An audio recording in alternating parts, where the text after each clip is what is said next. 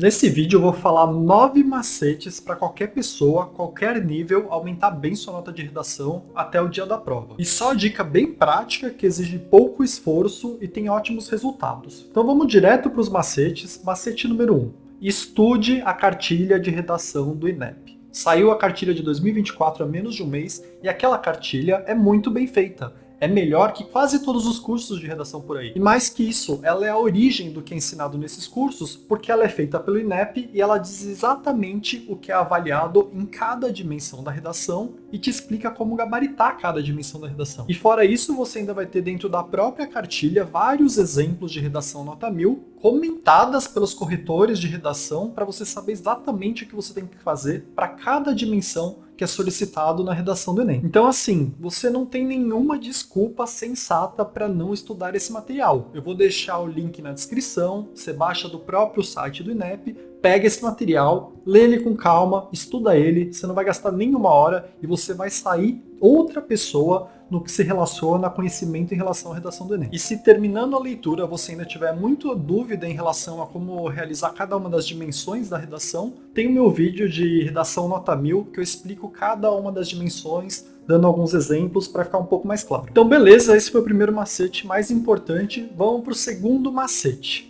Tenha vários argumentos coringa e algumas ilustrações coringa. E eu não estou falando aqui que você tem que usar uma redação coringa. Você pode usar uma redação coringa se você já souber fazer bem. E o ideal é você também saber fazer uma redação bem feita do zero. Mas o que eu estou falando para esse macete é: tenha alguns argumentos coringa, porque tem duas restrições que você vai ter na prova que te ajuda muito ter alguns argumentos coringa. Uma delas é o tempo. Se você ficar muito tempo pensando na sua redação, vai comprometer o resto da prova. Então é muito útil para você, no pior dos casos, já ter um argumento coringa separado, no caso 2 argumentos, que você precisa para o segundo parágrafo e para o terceiro parágrafo, para, caso você demore muito para pensar numa solução melhor do que a que você tem, você usa esses argumentos coringa. E a mesma lógica para a ilustração coringa. E a outra restrição é que você pode estar nervoso na hora e não conseguir pensar em nada melhor. Então também te ajuda nessa questão de caso dê um branco ou caso você não tenha muito conhecimento sobre o que é falado. Então um macete bem simples e muito útil. Se você não conhece nenhum argumento coringa e nem sabe o que é redação coringa, tem o meu vídeo recente que eu fiz uma redação coringa completa, ensinei você a fazer. Você pode usar a minha redação coringa se quiser, desde que você treine antes da prova, para ver se cabe direitinho no tamanho. E lá você vai ter 2 argumentos coringa explicados, mas não se limita a isso. Pega outras redações coringa por aí, no YouTube mesmo, e seleciona para você uns 5 argumentos coringa, para no dia da prova você escolher aqueles que melhor se adequem ao tema que é solicitado. E de novo, isso não significa que você tem que usar eles, mas ter eles te dá uma tranquilidade na hora, que você não fica tão preocupado de não conseguir pensar em algo a tempo para fazer uma redação bem feita. Então beleza, você já tem 2 macetes muito fáceis de serem implementados que vão aumentar bem seu desempenho. Em menos de uma semana é só você ir atrás do que eu te falei. E aí então vamos para o terceiro macete. A primeira coisa que você quer fazer no dia da sua prova é ir para a redação da prova, dar uma lida no tema e na coletânea e já anota em algum lugar, só com palavra-chave, o que você pretende falar no argumento 1 e no argumento 2. Usa só alguns termos, não é para você fazer o rascunho. Com isso, você vai ter bem simplificadamente um esqueleto do que vai ser sua redação. Porque a introdução você é obrigado a usar o tema da redação como tese.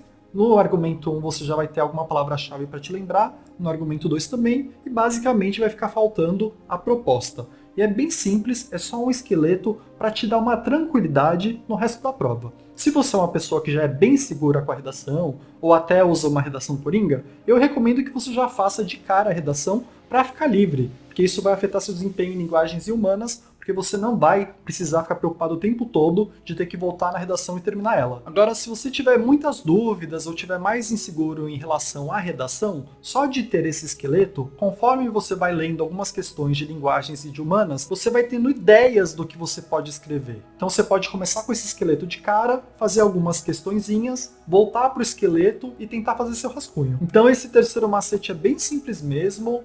Assim que começar a prova, vai para a redação, escreve só com palavra-chave o que você quer falar no argumento 1 e argumento 2, que isso já vai te dar uma tranquilidade melhor e você já vai organizar na sua cabeça a redação para ir pensando aos poucos o que você pode fazer nela. Então é isso, vamos para o quarto macete, e esse é dos mais importantes. porque é um dos macetes que, se você fizer errado, pode destruir sua nota. Então você vai ter que escrever uma tese da sua redação no primeiro parágrafo. A sua tese sempre é derivada do tema. Ela é quase que o tema reescrito. E aí o que eu quero dizer com isso? Se você pegar um tema do Enem, ele vai ter vários recortes. Então no ano passado, por exemplo, a gente teve desafios para o enfrentamento da invisibilidade do trabalho de cuidado realizado pela mulher no Brasil.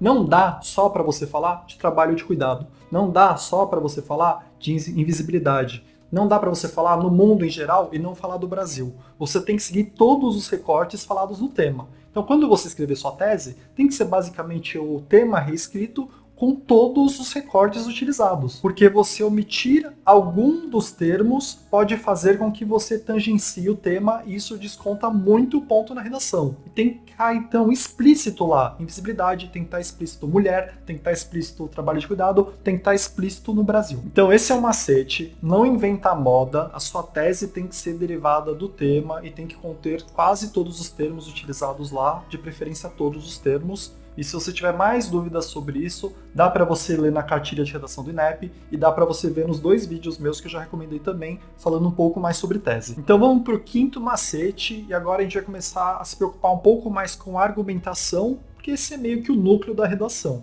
A sua redação é basicamente você argumentando em relação à sua tese, defendendo a sua tese. Então vamos lá. Primeira coisa sobre argumentação. Você já fez um esqueletinho do que você pretende falar no argumento 1 e no argumento 2. E você já viu o tema e já sabe que o tema tem vários recortes e você precisa incluir todos os recortes da sua redação.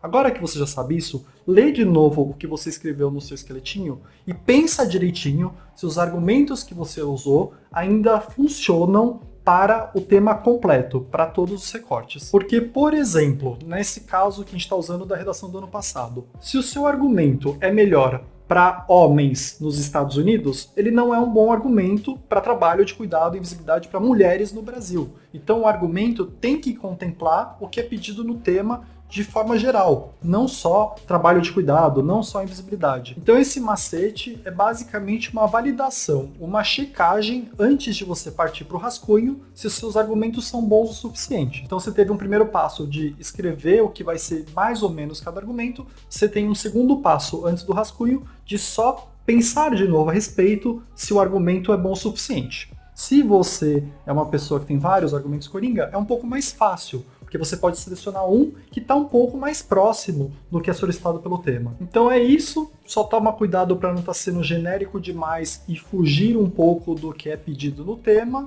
mas vamos para o próximo macete, que também é relacionado à argumentação. Aqui é o seguinte, quando eu comecei a escrever redação, lá atrás, eu queria fazer minhas letras grandes para acabar mais rápido, escrever menos, porque eu pensava assim, se eu escrever menos eu tenho menos chance de errar, eu não gosto de escrever redação, eu faço mais rápido usando letra grande. Só que quando você usa letra grande, você corre o risco dos seus argumentos ficarem muito rasos, porque o argumento, de novo, é você tentando defender a sua tese. Então você vai ter 2 argumentos, vai ter 2 formas diferentes de defender a sua tese.